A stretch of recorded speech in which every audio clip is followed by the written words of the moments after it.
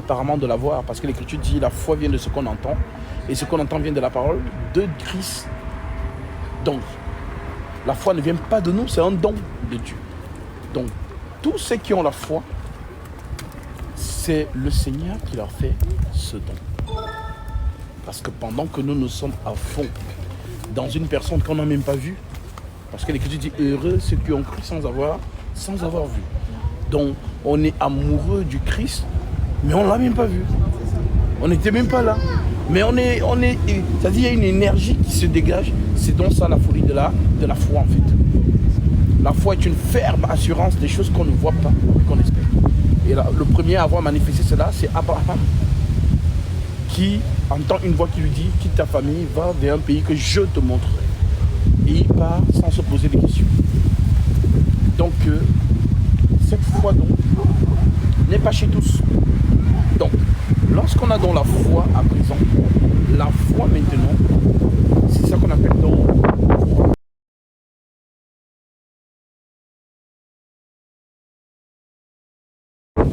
d'entrer dans le baptême pour aller prendre ton pardon.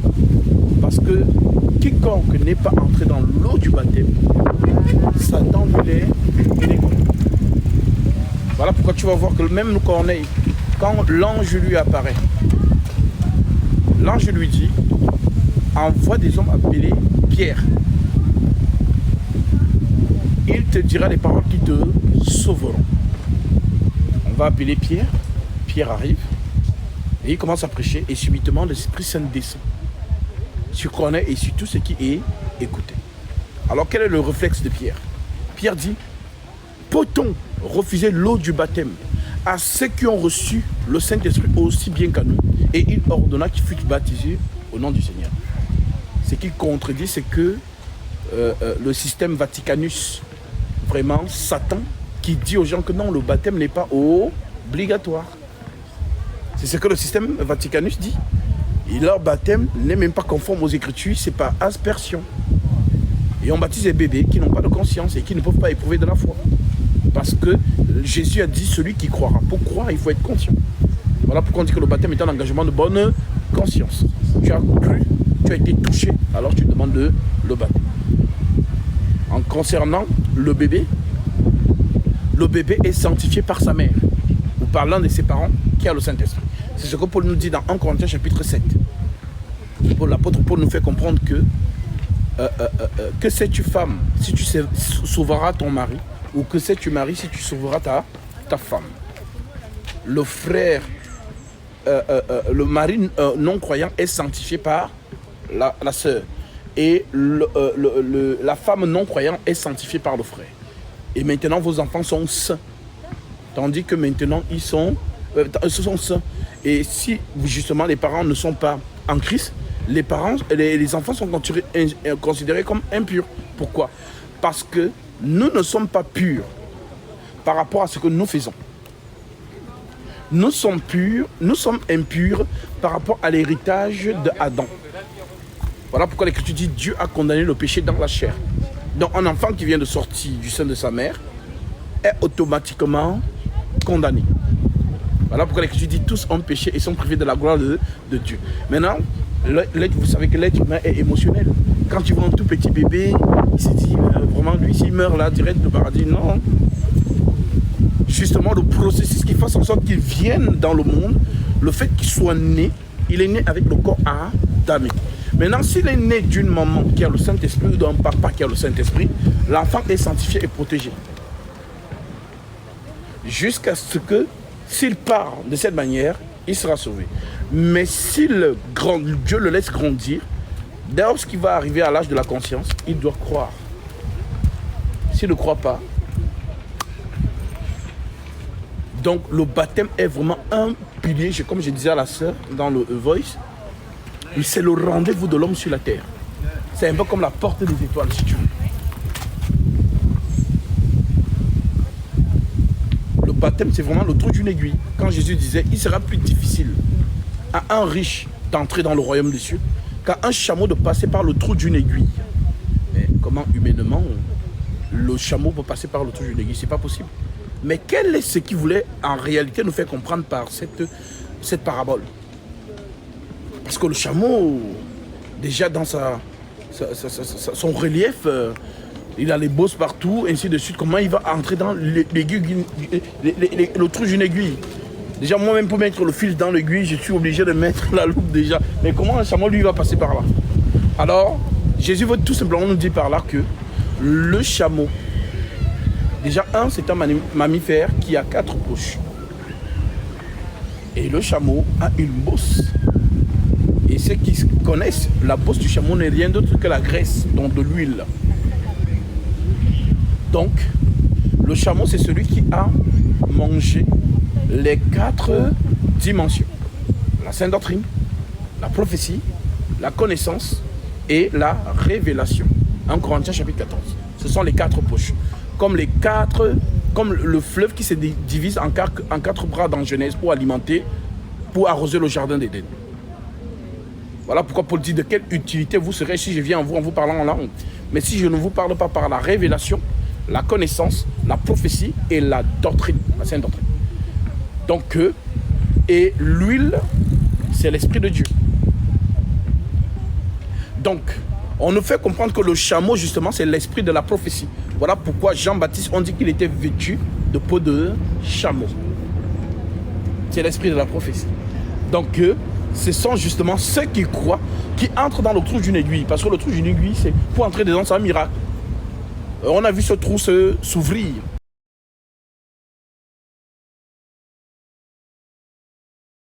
La mer se fend. Humainement, tu vois la mer, qui peut fendre la mer en deux? Personne. Mais il faut donc un miracle pour que voilà, donc ils sont donc passés par là. Ils sont passés par là parce que c'est un miracle. Le trou d'une aiguille, pour passer dans le trou d'une aiguille, il faut un miracle. Alors, le baptême donc, c'est l'endroit justement où le Seigneur coupe le lien adamique. Ça veut dire que tu quittes d'Adam terrestre au second Adam céleste. Voilà pourquoi on dit le premier homme est terrestre. Et le second est le Seigneur du ciel. Donc tu dois changer de nature. Tu quittes de la chair pour l'esprit. Tout simplement pourquoi? Parce qu'il y a 2 Adams. Le premier Adam, il est terrestre. C'est la poussière. Voilà pourquoi l'Écriture dit tu es poussière, tu retournes à la poussière. Mais non, le second Adam, lui, n'est pas poussière. Lui, il est spirituel. Voilà pourquoi lorsqu'il est mort, la terre ne pouvait pas le décomposer. Parce que la terre décompose ce qui est à lui. La terre décompose ce qui vient de la terre. Mais si tu n'es pas de la terre ne peut pas te décomposer.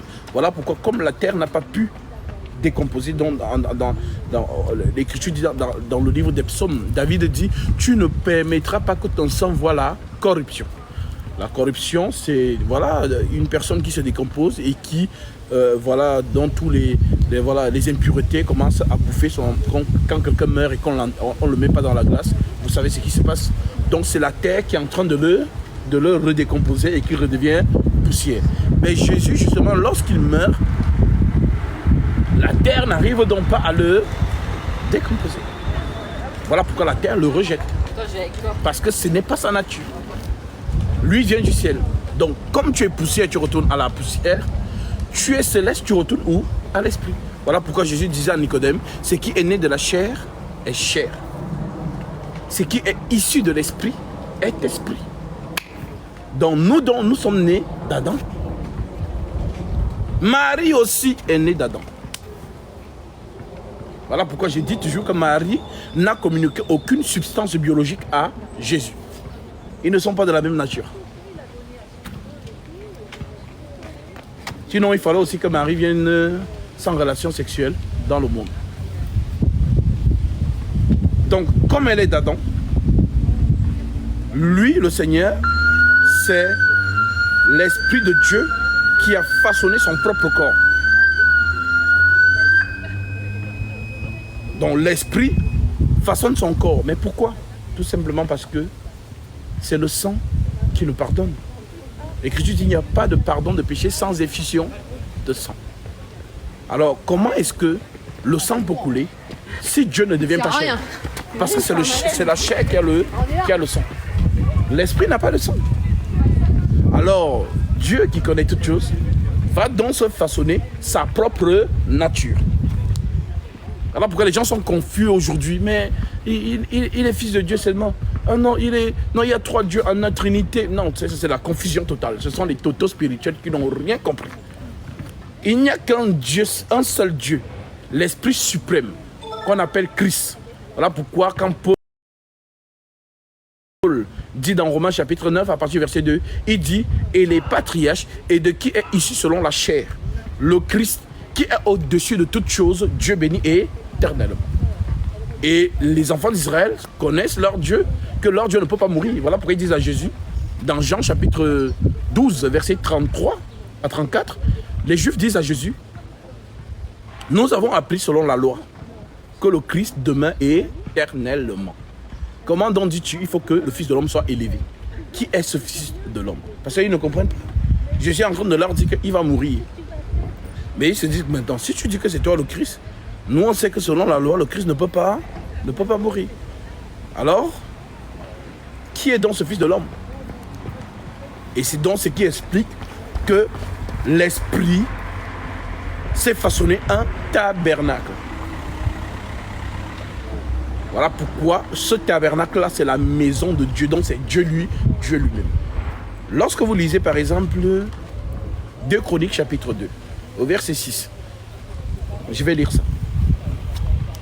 Vous pouvez vous asseoir, hein, comme on attend les autres au cas où ils arrivent. C'est bon? Ça va. Alors, 2 Chroniques chapitre 2.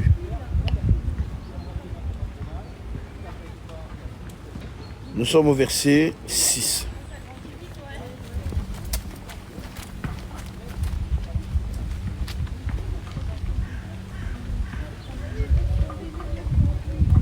L'Écriture déclare,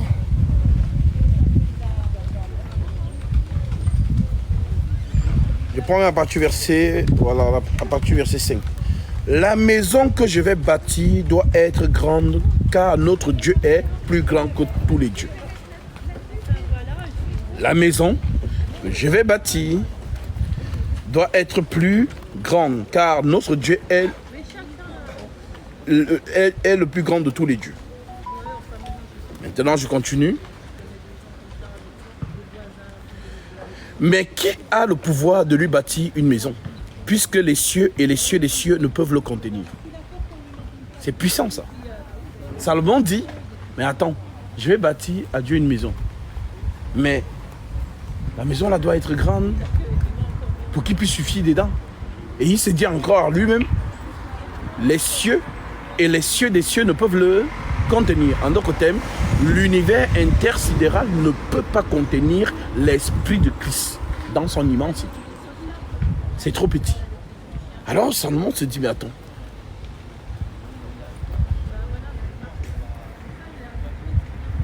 Mais qui a le pouvoir de lui bâtir une maison, puisque les cieux et les cieux des cieux ne peuvent le contenir? Et qui suis-je pour lui bâtir une maison, si ce n'est pour faire brûler des parfums devant lui? Envoyez donc un homme habile pour les ouvrages, en or, en argent, en airain et en fer, en étoffe, en thym, en pourpre, en chromasie, en bleu, et connaissant la sculpture, afin qu'il travaille avec les hommes habiles qui sont auprès de moi en Juda et à Jérusalem.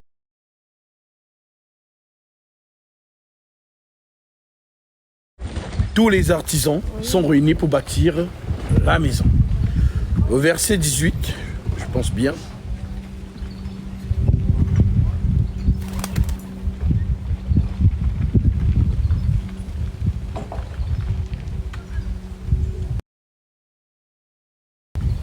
On le dit, je prends, voilà, on continue au verset 12. Huram dit encore, béni soit l'Éternel, le Dieu d'Israël, qui a fait les cieux et la terre, et de ce qu'il a donné au roi David un fils sage, prudent et intelligent, qui va bâtir une maison à l'Éternel et une maison royale pour lui. Donc, il va donc y avoir 2 temples en Israël. Le temple bâti par Salomon, qui veut dire qu'il bâtit la maison de Dieu. Mais Salomon lui-même, il se dit que non, la maison que j'ai bâtie là ne peut pas contenir Dieu, il est trop immense. Alors, maintenant, comme Salomon a bâti une maison, c'est merveilleux. Salomon bâtit une maison. Et Dieu aussi bâtit sa propre maison. Puisque Dieu ne peut pas entrer, ne peut pas suffire dans la maison de Salomon.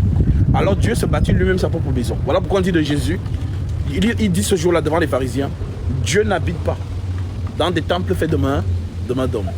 Il se référait à qui? À Salomon. Il dit le temple de Dieu, donc c'est un homme. Voilà pourquoi l'esprit dont les cieux ne peut contenir dans le temple physique que Salomon a construit. Bizarrement, Paul nous dit donc en lui habita corporellement toute la plénitude de la divinité. Donc l'esprit dont les cieux ne peuvent contenir dans la maison de Salomon vient donc habiter entièrement dans un corps. C'est pas logique. C'est pas logique.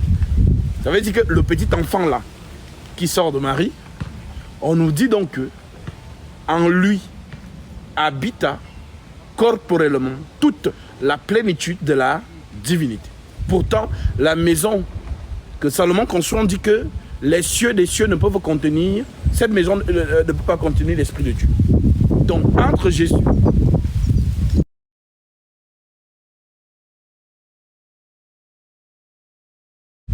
donc s'il y a quelqu'un doit suffire quelque part, c'est plus le temps. Mais pour dire pourquoi l'Écriture nous amène donc là-bas. L'Écriture veut simplement nous faire comprendre que Dieu lui-même bâtit sa propre maison. Là, il habite. Donc, la maison là, c'est pour le sacrifice. Parce que dans le temple du trésor, il y avait les 3 compartiments. Le parvis, le lieu saint et le lieu très saint. Donc, le corps de Jésus donc n'est rien d'autre que le tabernacle céleste dans lequel le sacrifice va avoir lieu et les parfums aussi vont avoir lieu. Donc, l'esprit se façonne son propre corps et tabernacle son propre corps. Voilà pourquoi Jésus est le Dieu tout-puissant. Donc, l'esprit qui devient visible. Quand l'esprit n'est pas visible, c'est lui qu'on appelle Christ. Quand l'esprit est visible, c'est lui qu'on appelle Jésus. Voilà pourquoi Jésus dit dans Matthieu chapitre 13, il recommanda à ses disciples, Matthieu chapitre 16, verset 20, il recommanda à ses disciples de ne dire à personne qu'il était le Christ. Donc, quiconque a cette révélation connaît Jésus. Mais tous ceux qui sont encore dans les 3 dieux en un, les noms, hypostases, les montées, descendues, etc., ils n'ont pas la révélation. Donc, l'esprit, dans le visible, c'est lui Jésus. Dans l'invisible, c'est lui Christ. Maintenant, les deux doivent devenir un. C'est-à-dire, le visible et l'invisible doivent communier pour que le sacrifice ait lieu. Parce qu'il faut bien que l'un sacrifie l'autre. Dans le corps, comme je l'ai dit, c'est dans le corps qu'il y a le sang. L'esprit n'a pas de sang. Voilà pourquoi l'esprit se façonne en corps. Donc, je vais mourir dans le corps. Mais l'esprit, je vais sacrifier. C'est un peu comme la marche d'Abraham et d'Isaac. Isaac marche. Abraham marche. Mais Isaac pose des questions à son père. Nous avons le feu. Nous avons le bois. Mais il y a quelque chose qui manque. Le sacrifice. Où est l'agneau? Le père, sachant en l'intérieur de lui que c'est Isaac, le sacrifice, mais il lui dit, ne t'inquiète pas mon fils, Dieu lui-même se pourvoira de l'agneau. Ils arrivent donc sur la montagne. Abraham étale l'autel, prend Isaac, le ligote et le pose sur l'autel. Et c'est là où Isaac comprend que c'est lui le sacrifice. Maintenant, lorsqu'il élève le couteau de la sacrificature, donc, celui qui sacrifie, c'est lui Christ, le souverain sacrificateur. Donc, ce mouvement prophétique d'Abraham avec Isaac nous montre en réalité ce qui va se passer à la croix. Donc, l'esprit qui sacrifie la chair Alors, lorsqu'il élève donc la main pour égorger le sacrifice, il entend la voix.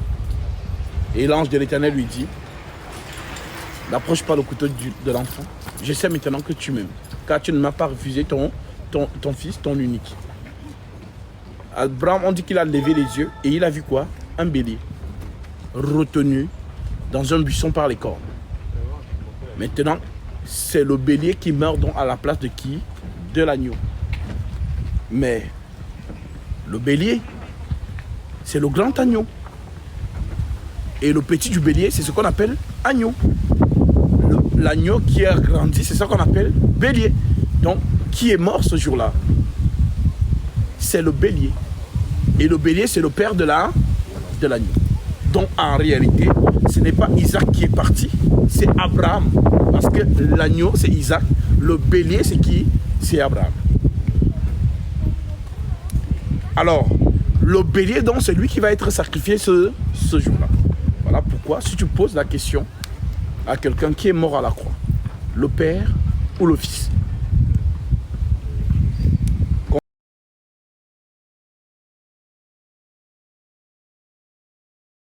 Comme les gens pensent que fils c'est donc je suis papa, j'ai mon fils. Non, avec la spiritualité, il n'y a pas de ça.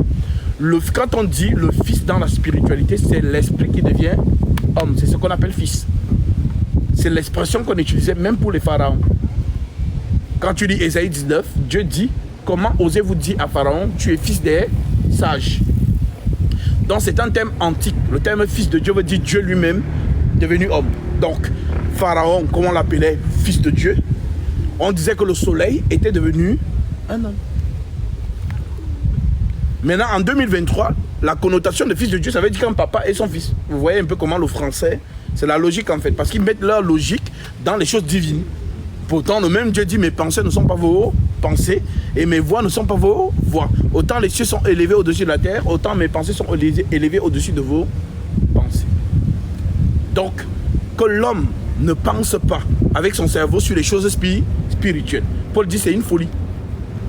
Alors, comment donc, on s'en rend donc compte maintenant par cette explication que celui qui est mort à la croix, c'est le Père.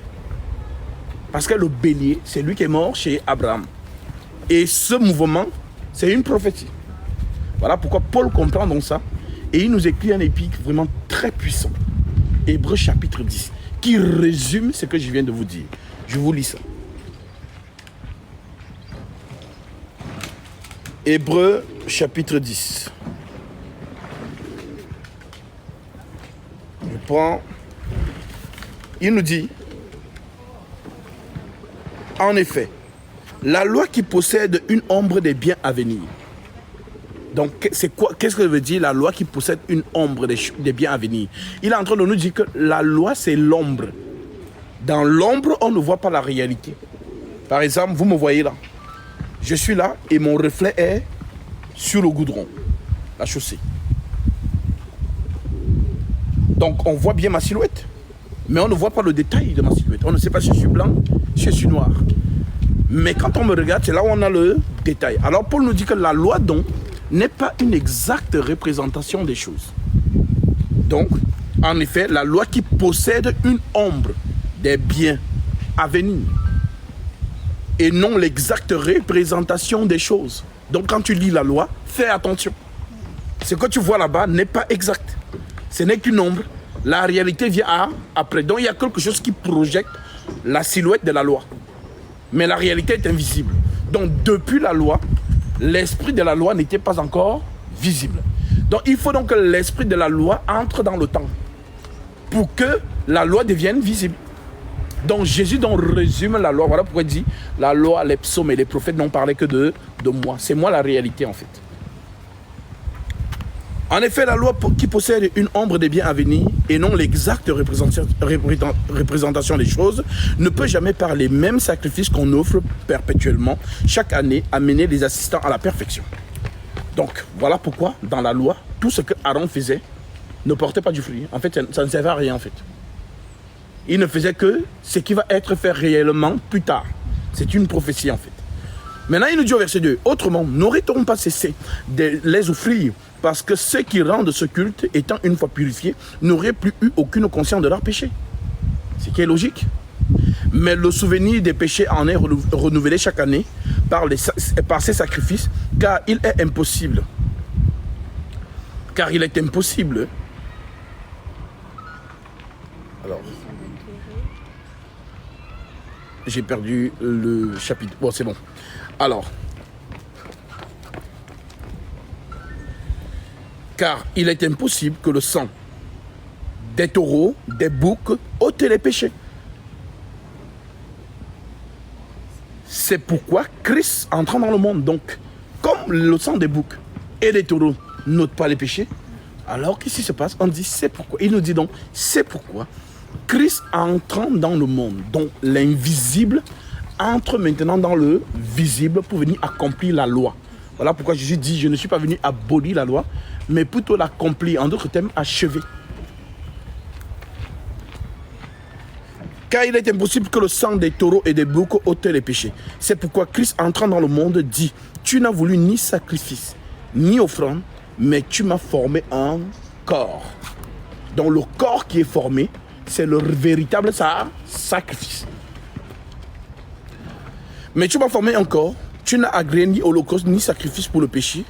Alors j'ai dit, pas tu as dit, j'ai dit. C'est un détail que les gens n'ont pas vu aussi. Alors j'ai dit, voici je viens dans le rouleau du livre.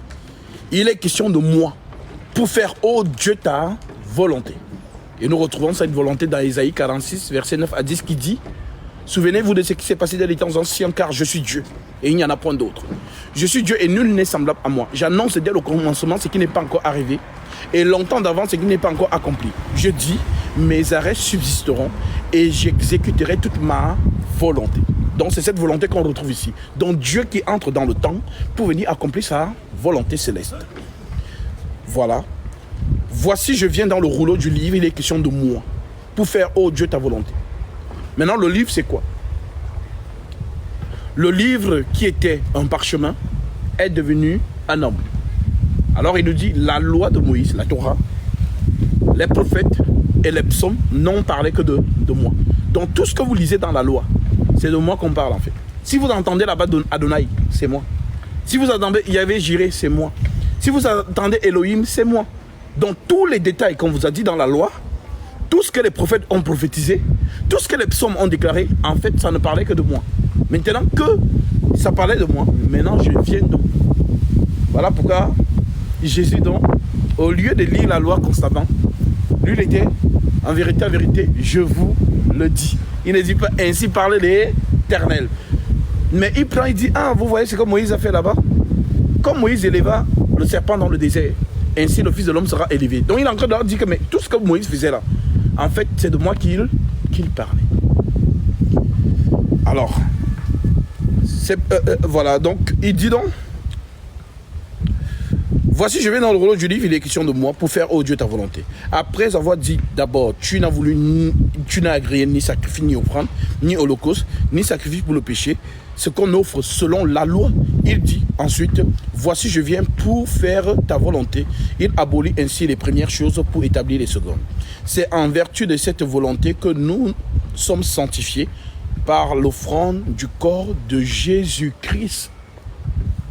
Une fois pour toutes. Donc le sacrifice de Jésus efface les péchés. Présent, futur, passé. Parce qu'il y a des gens qui pensent que donc si Jésus est mort mercredi, ceux qui ont péché jusqu'à mercredi, c'est bon, ils sont pardonnés. Vous qui allez pécher jeudi là, il ne vous gère pas. Non, c'est ça les toto spirituels. Donc l'acte que Jésus fait, c'est un pardon très puissant qui pardonne les péchés de quiconque croit. Alors, c'est en vertu de cette volonté que nous sommes sanctifiés par l'offrande du corps de Jésus-Christ, une fois pour toutes.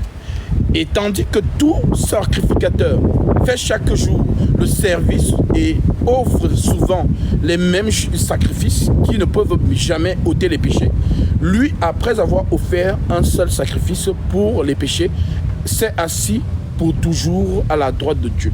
Dans la droite de Dieu ici, les gens pensent que non, il y a une chaise et Jésus est assis à la droite. Non, c'est encore Voilà l'effet de notre cerveau. La droite de Dieu veut tout simplement dire que Dieu dans son autorité. Donc quand on dit Jésus assis à la droite de Dieu, les gens pensent que non, il y a une droite où Dieu est assis, Jésus est assis à sa droite. Non, ça veut tout simplement dire que Jésus est assis dans l'autorité. Donc c'est lui l'autorité suprême, l'autorité royale. La puissance en fait. Voilà pourquoi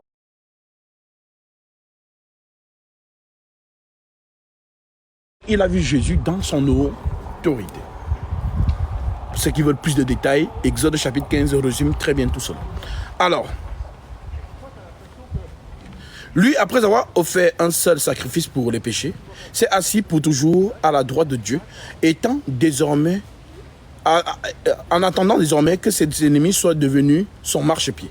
Car par une seule offrande, il a amené à la perfection pour toujours ceux qui sont sanctifiés. Par une seule offrande, pas par deux offrandes. Une seule offrande, il a amené pour toujours, l'Écriture dit, ceux qui sont sanctifiés. C'est ce que le Saint-Esprit nous attestait aussi, car après avoir dit, voici l'alliance que je ferai avec eux, après ces jours-là, dit le Seigneur, je mettrai mes lois dans leur cœur et je les écrirai dans leur esprit. Il ajoute, et je ne me souviendrai plus de leurs péchés ni de leurs iniquités. C'est puissant. Voilà pourquoi Satan ne veut pas que tu saches que tu es libre. Satan veut te mettre dans ta tête que bon, Jésus a fait 95%. Toi aussi, il faut faire 5%. Comme ça, tu seras sauvé. Donc maintenant, toi, tu n'arrives pas à faire les 5%. Voilà pourquoi à chaque fois que tu tombes, tu dis, ah, Seigneur, pardonne-moi. Mais le Seigneur t'a déjà pardonné. Le Seigneur vous a déjà pardonné. Le Seigneur veut que tu sois conscient de la liberté qu'il t'a donnée. Tu es libre en Christ, alors porte les fruits de la lumière. Si on dit qu'on est fils de Jésus, on ne peut pas courir au mal. Comme, ah, Jésus nous a pardonné, c'est bon, donc on peut pécher comme on veut. Non. Ça veut dire qu'à ce moment, tu manifestes ce que tu es. Parce que l'homme ne peut que manifester sa nature. Alors, nous, étant les enfants de la lumière, nous manifestons les œuvres de la lumière. Nous avons le zèle pour ça. Maintenant, si quelqu'un lui comprend que comme Jésus est mort, moi, je dois me vautrer maintenant dans le péché. Voilà, draguer les go que je veux, même si je suis marié, je me tape tous les go que je veux, je vis une vie de débauche, ainsi de suite. À ce moment-là, tu manifestes en fait ta nature. Mais un enfant de Dieu n'aime pas le péché. Lorsqu'il tombe dedans, il n'aime pas. Donc sa nature lui-même, il est attristé lui-même parce qu'il n'aime pas ça. Mais maintenant, c'est le moyen par lequel l'ennemi vient donc. Quand il te trouve dans cet état-là, il sait que tu es triste de ce que tu viens de faire, alors il vient et il t'accuse. Voilà pourquoi on l'appelle l'accusateur. Il te fait comprendre que, mais regarde, tu dis que tu es fils de Dieu, mais il est écrit que les fils de Dieu ne pêchent point. Ce sont les fils du diable qui pêchent. Ouvre 1 Jean chapitre 3, tu vas lire. N'est-ce pas, tu as lu? Donc tu n'es pas un fils de Dieu. Tu es un fils du diable. Tu es une fille du diable. Donc tu m'appartiens. Ça ne sert à rien de prier. Dieu n'est...